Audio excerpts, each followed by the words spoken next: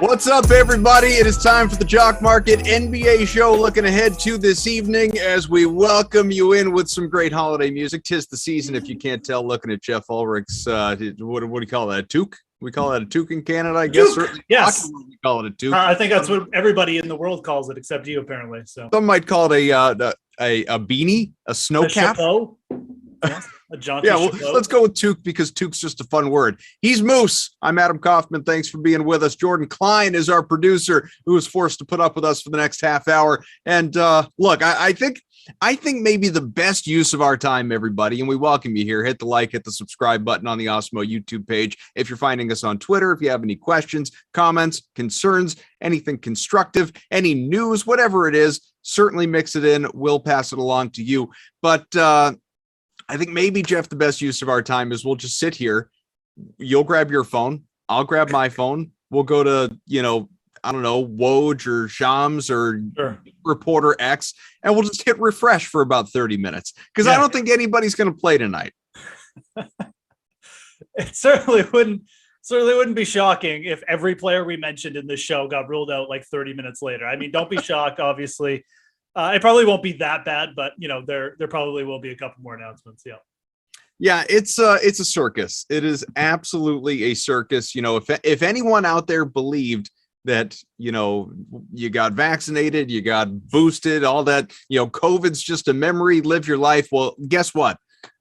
It hasn't left us. COVID has not disappeared by any means. I mean, we're not going to turn this into a health and safety show in terms of what you should be doing with your own personal life. That's obviously your decision. But while I don't think we're heading toward a league shutdown or anything like that, you're not seeing it in the NBA just yet, but in the NHL certainly, and I don't think it'll happen in the NFL. We were talking about it off air, but you're seeing so many positive COVID cases now, whether it's close contacts or obviously guys that are actually contracting the disease. And fortunately, it doesn't seem like anybody's actually getting sick. They're just testing positive and, not terribly symptomatic. And they just have to, maybe headaches or a cough or something like that. And they sit out for a week and then they come back. So, I mean, that's the most positive thing. But we are starting to see in hockey games getting canceled, postponed.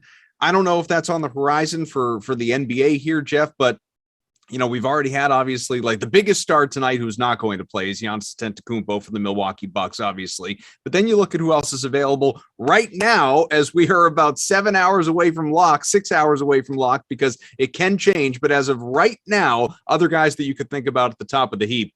There's Nick Jokic, obviously Joker. There's DeJounte Murray, Trae Young, LeBron James, Joel Embiid, Damian Lillard, Karl Anthony Towns, Anthony Davis, Kyle Lowry. List goes on from there. If, again, we actually see all of these guys available tonight. So, normally I feel like I start these shows, Geoff, by saying, we got all these guys at the top and I don't like any of them. Well, I don't actually think that's the case tonight. Joker and Lowry in particular, these two studs are in real good spots tonight. What's your outlook?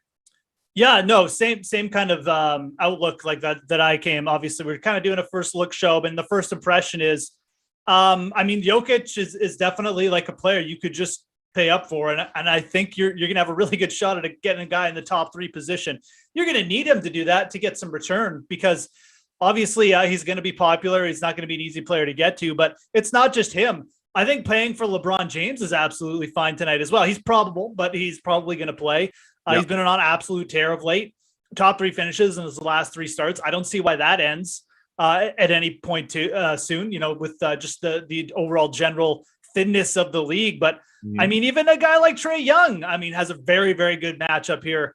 And there's other spots. So I agree. Like the top players tonight, all looking good. And there's a couple mid-range guys we'll get to too, but we have, just to, again, give some people some info, you should be looking to get on Awesemo. There's free Jock market projections there every night, but we have LeBron James ranked 2nd overall, fair IPO price that's higher than his listed on Jock market. So he's projecting out very strongly, but Jokic as well projected with like a stronger fair IPO price on Awesemo than what he actually is. So again, both those studs looking like in really good spots.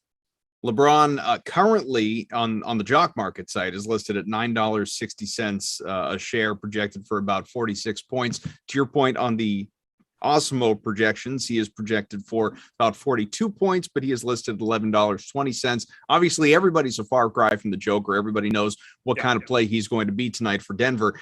Projected for, damn near 60 points, and he is $21 his fair IPO price. That's in terms of our projections. The Awesemo site has him on Jock Market about $17 a share currently, and he is projected for north of 60 points. So, we'll see. Obviously, what I certainly think, though, there are a lot of interesting players, a lot of interesting games. You shouted out that some mid-range guys are really going to stand out. One of the games that we got to zero in on, obviously, and I mentioned it with Giannis not playing tonight, and who the heck knows who else for Milwaukee after some of these reports over the last day or two here. But looking at this game for the Bucks at home against Indiana, now everything is hell is broken loose since that game in Boston on Monday, a surprising upset, obviously, with the Celtics winning that game against Milwaukee. But they go from full strength there to where we stand now, which is no Giannis, out with the illness. Chris Middleton questionable with the knee. Maybe he doesn't play. Drew Holiday suddenly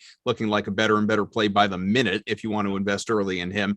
Wes Matthews is not going to play. Illness. Dante DiVincenzo has been added to health and safety protocols. There's already a few guys. Obviously, Giannis is the biggest name. There's already a few guys. Could certainly be more, Geoff. So as you look at that game, who stands out to you? Who do you want to play? Drew Holiday is in a ridiculously good spot. The usage there should be right up.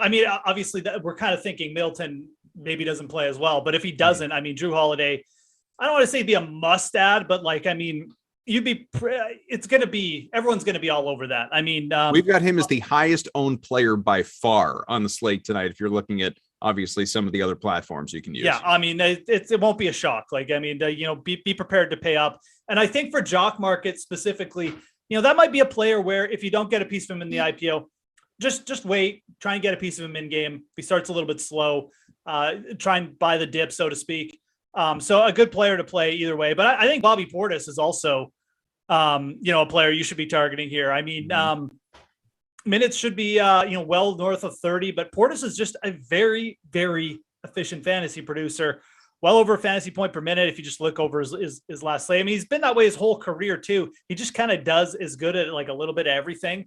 And when he's in this kind of spot where he's going to get really good usage and a few more shot attempts, obviously, they can really lead to big nights. So Portis is a guy, again, if Holiday's getting a little bit too, pricey and hard to get to, I would really, gravitate to Portis next, obviously. Yeah, it's not even just him. Like I said, Middleton, if he plays, he's a good play. If Middleton doesn't play, obviously Drew Holiday becomes that much better a play. And as Geoff said, already a great play. And as we both said, he's going to be incredibly popular. Bobby Portis, who you mentioned, we haven't even mentioned. How about there's Pat Connaughton, who's going to be a good play. Grayson Allen stands out as maybe the best play in this game, given what his price is compared to his projection.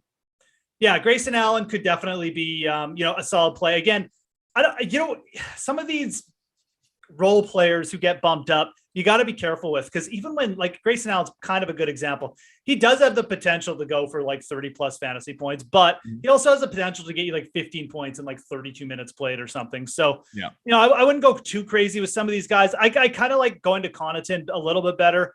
I just feel like the pure upside with him is just better. He's a pure shooter. If he gets hot, obviously he's going to end up with a big fantasy night, and the shots are going to be there for him. So, and it's really not a bad matchup either. So I think Connaughton would be kind of the value-ish play that I look to here. But we could probably talk about this bench forever. Rodney Hood might be getting some action. I don't know. It's go down the list. Some of these guys, like I said, though, they're kind of scrubby. You don't want to go too crazy with them. So Jock Market, obviously, for anyone that is, new to this platform, new to this show, Geoff and I were here with you at the same time, 1:00 Eastern every single Wednesday, talking about the what's typically a busy slate in the association. But obviously the way this works, bet on guys that you're interested in acquiring. Think of it kind of like the stock market. You can pay $1 a share up to $25, for decent guys that you like. There's obviously the in-game element of it. And that's sort of what I want to focus on here, Geoff, because you talk about a guy like Grayson Allen. There are plenty of other guys that are in the spot. I feel like you can, with guys like that, you can kind of tell early on, okay, he's going to be impactful tonight. Right. He's hit his first shots. He's aggressive on the defensive end. He's forcing some turnovers, coming up with some steals. He started versus coming off the bench. It's not the set it and forget it life that DFS is, obviously. And you look at Grayson Allen, we've got him projected 70 cents is his fair IPO price. He's coming in at about 21 points. Whether it's Allen or anybody else, how much of it is the wait and see approach for you in terms of the in-game element of Jock Market, where you say, all right, this is a guy, he's on my radar, I'm interested. I'm not quite ready at 1 PM to put some money down on him, but once that game tips off, we get toward the end of the first quarter, something like that, you've got my attention.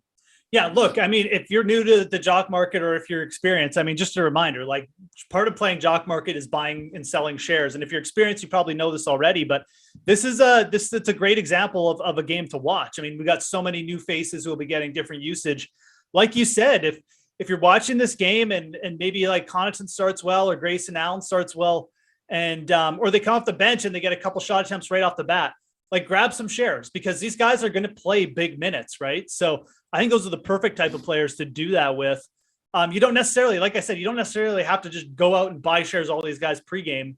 I think that's actually like a bad idea, but I think you target these games where these guys are getting or set to get more usage, and then you go after them in game. So again, if you're new to Jock Market, if you just started using it, don't forget, because it's like a big part of the strategy, a good way, and just a good way to make money, quite frankly, to do that. So I mean, it entails watching the game. You don't have to do that to play Jock Market. Again, you could just get shares of Drew Holiday or Bobby Portis to start. Those guys are going to be playing, and they're going to be in heavy usage situations against like in a pretty good matchup, especially for Portis, in my opinion. So that's kind of, again, if you want someone to pay up for from this game, I think I would really target Portis. If you want to watch this game, I think you got to keep an eye on Connaughton and Grayson Allen for sure. So Drew Holiday on one side, Justin Holiday on the other. He's questionable illness. TJ McConnell is out, wrist. TJ Warren out, foot. We were talking about those guys last week, obviously. So you look at Indiana, Domantas Sabonis, he's in a decent spot, maybe a better one without Giannis, obviously. But, beneath him, cheaper options that do stand out. Malcolm Brogdon, Karis LeVert is in a good spot. Miles Turner, really good spot for him tonight. O'Shea Brissett, you want to get real cheap. Is another, huge value guy. So how much are you looking at this game in general, not just the Milwaukee side? Yeah, no, I mean, I think this is a good game to target. I mean, just in general, because, obviously like we have the short rotation on one side, but we have a close point spread still, like a game with a decent over under. Mm-hmm. And you met like these Pacers players. I mean, obviously like the best defensive player in the league one of the best isn't in the lineup. Right. So, these guys all get bumps. I think both LeVert and Miles Turner are really interesting. I think I'd probably lean Miles Turner. We know when he gets hot and like the buckets start pouring in, this guy can just go nuts, right? So I think that's a good call. I think it's a really good upside play. And again, maybe a player you don't even need to grab shares of. If he starts off well, just grab some right away because if again, the Bucks are so shorthanded that one or both of those players, I could see LeVert and Turner having a really big night. And I think that is kind of what's going to happen here. I mean, I kind of like Indiana just to win this game in general, but I think that if they do that, one of those players would probably have a really big night because of it. Like I said, if anybody has any questions, anything like that, get them in. We see some people in the chat. We appreciate you being with us here and just throwing out Laffy emojis like crazy, which is always good. We want to see those little Mario looking faces in there with the Awesemo hat. By all means, keep them coming. One of the first games tonight here, Geoff, and we haven't talked about it yet. Houston and Cleveland. I know if you're listening, you think Rockets, Cavs, like crap. Bleh. I just no, I don't want to talk about that. Well, listen, while the standings may indicate as such, the Rockets, as I know, they're 9-18. The Cavs, better actually than most people would have expected, but neither one's a particularly good team. However, going good of late, as it were. The Rockets, they're 8-2 their last 10. So are the Cavs as well. So what I think is particularly interesting, though, not on the Cleveland side, there are no injuries to speak of right now, but for Houston, so Eric Gordon not playing, groin, House out, ankle, Porter Jr. out, thigh, Green out, hamstring, Christian Wood is questionable with a knee. So as you look at the Rockets here, who jumps out at you as you the front end of a back-to-back for Houston as you evaluate who you want to have interest in? I don't know if I touch the spot, to be honest. I know it's interesting, but like, again, this is one of those situations. It's like, well, like who among these guys really can we trust? Like, are we just throwing darts here? And I mean, it's a possibility of just a massive blowout on the slate, potential as well. It's 8.5 Cleveland right now, but if Christian Wood doesn't play, like that line seems small to me. So, I think waiting on the Wood news is fine. He did only play 25 minutes his last game. Like it's a little concerning too. Like if this game gets out of hand, does he just sit? I think the Cleveland side is actually better to attack here. Evan Mobley is slightly questionable, but it sounds like he's fine. It sounds like it's just kind of precautionary thing. I mean, I really like this matchup for him. Just with all the injuries, I think that's kind of where I'd be looking at. You could look at Jared Allen as well, but I think Mobley is a slightly better play. Probably going to be able to get for cheaper as well in the IPOs. So I actually am fine. Like again, we have so many games and so many situations. I think going with looking in Houston, it's just one of those things. It's too tough. And I think there's just a huge blow potential where just everyone on Houston could like get a few points and everyone could end up sucking for fantasy. So for Cleveland, some guys that we have projected to perform really well tonight. Mobley, obviously, who you mentioned. Hopefully he is out there. I know he's questionable at the moment. Lauri Markkanen, Ricky Rubio, Kevin Love, if you can believe it still, is another guy to think about here for tonight. But, I am going to force you back to the Houston side for just a second, because, I think that there are a couple of guys that we need to consider being a little, one not so sneaky on, and that's Alperon Şengün, obviously, who we've talked about in the past. He's projected to be in a really good spot tonight. And he is one of their, other than, especially if Wood doesn't play, he becomes that much better a play. It becomes almost a must play in my eyes. And then, Tate has been very good of late, and, a guy you might be able to stream out there in some of your season long leagues. You want to go real cheap, Josh Christopher. Josh Christopher is a guy that we have projected to be, arguably the best play in that game for what his, points per dollar is, or in the case, obviously, of Jock Market and fair IPO price, super cheap and projected for in the vicinity of, 15 to 20 points. So is it a place where you could get a little sneaky value if you got a little money you want to sprinkle? I mean, if you're going to do it, I mean, I think Şengün or Tate they're the guys who can come up with those. They've proven they can have games where they average like a 1.5 points per minute or something like that. And you're right. I mean, the upside with those players is there. I personally wouldn't go to Christopher and the Jock market. I mean, I know he's super cheap, but he'll be out there. But it's a tough matchup. We don't exactly know what the rotation is or anything. And he just hasn't really proven much. I think we've got him at 20 cents projected as fair IPO price. Yeah, for sure. I get it. Like, it's going to be cheap. But the theme of the night is like there's cheapness everywhere, right? Yeah, like there's value everywhere. So yes. I think Şengün is someone you could look at for sure. Maybe you play this game to be a little bit closer and you play like say Mobley and then you pick up Şengün as well. I could definitely see that. I am just worried about the blowout factor here and just Houston ends up being so bad. But you're right. I mean, like the projections say and like just the production from these guys, it's like they do have big bust potential, like I've already mentioned, but their upside is there for sure. So both Şengün and Tate semi-interesting, I guess, as upside plays, but I still prefer just to focus on the Cleveland side.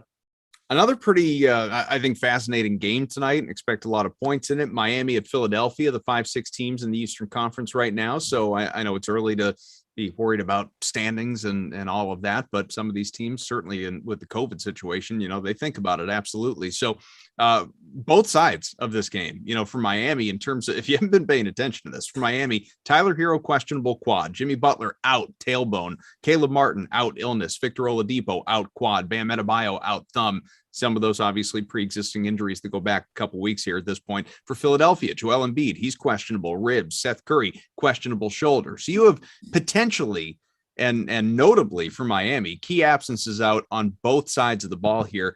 Makes value obviously jump out at you. For Miami, I mean, like Max Strus and Gabe Vincent, guys like that are going to command a lot of attention. Who do you like here in this one, either side? This, I mean, like obviously we have like a lot of news to kind of go as well. Yeah. I feel like Andre Drummond could be like someone you look to. Obviously, you need to wait on the Joel Embiid news, but I really don't hate that that move if Embiid doesn't play. Excuse me. I mean, I just think with the matchup against Miami and with how many players they're down, especially inside, like I don't think this is going to be a fast-paced game or anything, and I think it's absolutely a good spot for Drummond to be rolled out there for 25 plus minutes. So I think that's kind of interesting. And then, you know, on the other side, I mean, I like waiting. Is Hero out actually? Wait, is he out or no? He won't play. Yeah, so he is actually out. I was going to say I don't mind waiting on the Hero news, but he's out. PJ Tucker then, I think is a play you could get on too. It's just he's going to play 32 plus minutes, and as we've already mentioned, like the other side of this game is just as beat up. So I think PJ Tucker is a pretty solid. Just a guy who's, you know, got better than people I think realize sometimes upside, and they're going to be a very safe play. If you can get him for like a cheaper price in the Jock market IPOs, man, I mean, you're going to be in a really good spot. So I'm not sure we actually have him projected as, but I can certainly check. Tucker? Yeah, I mean, he might not have been listed. I'll pull. We've got it 70 cents projected for about. Oh, there he is. Points. Yeah, and again, like if you can get him for cheap, man, I mean, I think PJ Tucker is an excellent target. Again, there's so much news going around the NBA tonight too, that just like people might just forget about PJ Tucker. I mean, he's not like a big name. I get it, you know, but if you get him for cheap, man, you get a top 10 finish or even like a top 20 finish, you're probably looking at really solid ROI. And it's the kind of night where you get a couple wins like that. They all add up at the end of the night. So that's the guy I'd be targeting for Miami right now. Yeah, there are a lot. I mean, whether it's like I said, I mentioned Vincent, I mentioned Strus, but beyond that, there's Kyle Lowry, Dwayne Dedman, Duncan Robinson with Tyler Hero out, as you noted. Yeah, I had him originally listed as questionable, but he has been ruled out for this one.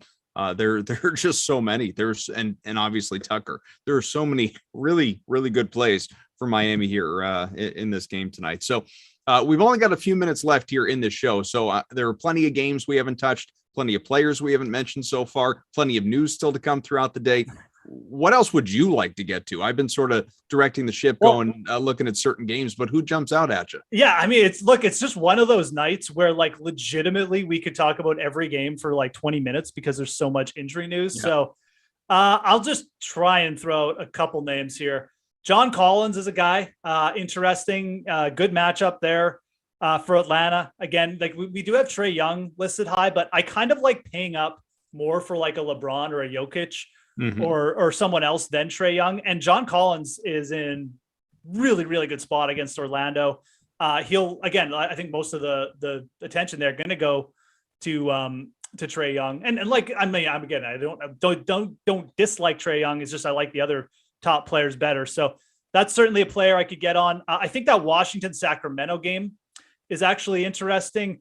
I don't think it has as many outages. No, it's actually, and again, but that's kind of interesting because I don't think people will be talking or thinking about this game as much, but like, it's a good matchup for a guy like, say, De'Aaron Fox, who has played pretty well of late as well.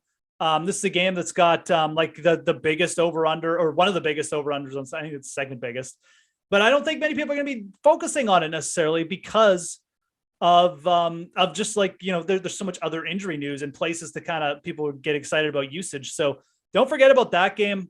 I kind of like De'Aaron Fox there.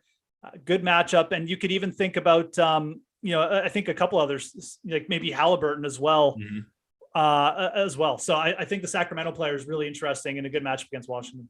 There are a lot of, just in terms of other injury news that people should be aware of if you missed anything. Obviously, like CJ McCollum still not going to play with the lung injury for Portland. For the Clippers later on, there are no injuries on the Utah side of the ball, but for the Clippers in that matchup, Paul George, questionable elbow. Well, and Lillard, I mean, just back to the Portland thing, like Lillard played last night, right? Like, did they rest him? Yeah, well, that's a good point too. At the moment, he's expected to play, but that could absolutely change. For Denver, Austin Rivers, Aaron Gordon. Rivers is questionable. Aaron Gordon, Will Barton are both probable. Jeff Green, I believe it was Jeff Green listed. He's doubtful. For Charlotte, LaMelo Ball, questionable. Illness, Mason Plumlee, questionable. Calf, Jalen McDaniels and Ish Smith, both out with an illness. Talked obviously a lot about that Indy and Milwaukee game. Lakers and Dallas is interesting. We haven't even touched on that. Luka's not playing in that game for Dallas. So a guy like, Brunson becomes obviously a really good play in that one for the Lakers. LeBron and Davis, both probable. Wouldn't be any shock at all for one of those two guys to get ruled out. Feels like that happens all the time. Taylor Horton-Tucker is out, illness. So, I mean, you've just got stuff going on all across the league tonight. And as I've said, as Geoff has said, like, I think we've only scratched the surface. I feel like there's so much still to come in the next 5.5 hours. Yeah, no, absolutely. And I mean, like, we brought up Portland, but I mean, I think the Memphis players is another spot where people could just like legitimately sleep on. Jackson Jr., Dylan Brooks, both guys, I think in really good spots against, Portland. Could be without, like I said, I mean, like, we got to wait on Lillard news. We got to wait on Laker news to get confirmed and stuff. So yeah, super interesting night. If you're super, super into NBA, I mean, you kind of love this stuff because it opens opportunity, right? Like we talked about all these guys. I mean, there's massive opportunities. There's players sitting out there like a PJ Tucker may not even get people don't even realize how much he's playing or whatever.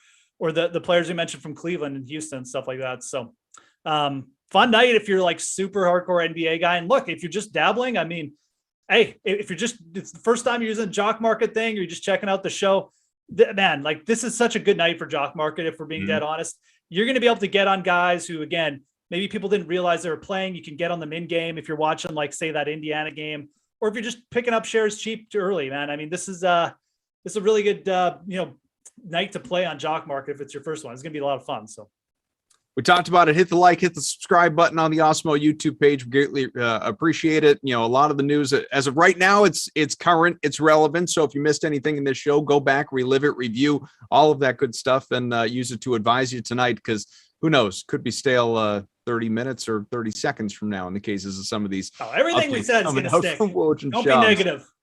It's all going to stand for the next 5.5 hours. Lock it in right now. We remind you, obviously, this is what's current in the moment, but there's more great NBA content coming your way here on the Awesemo YouTube channel today. You've got some NFL talk on the way at 4:00. So in a couple hours, No House Advantage NFL Strategy Show. Eitan Savoca will be along with you. And then 4:45, NBA Deeper Dive. That's Josh and Bearded Adam. And then at 6:00, NBA Live Before Lock is Eric and Terry coming your way. So make sure you check those shows out. I'll be back with you, I think tomorrow. Yeah, tomorrow with Greg. It'll be Ehrenberg and I for a little bit of little Yahoo look ahead to Thursday Night Football. So that'll be a good time as well. Looking forward to it. But sink your teeth into the NBA tonight, folks. It's gonna be a real good time. Moose, always a pleasure hanging out with you, my friend. Absolutely, dudes. Hope everyone has a good night. Stay healthy and, watch the news, folks. Thanks. Thanks to producer Jordan. We'll catch you again, guys. See you later.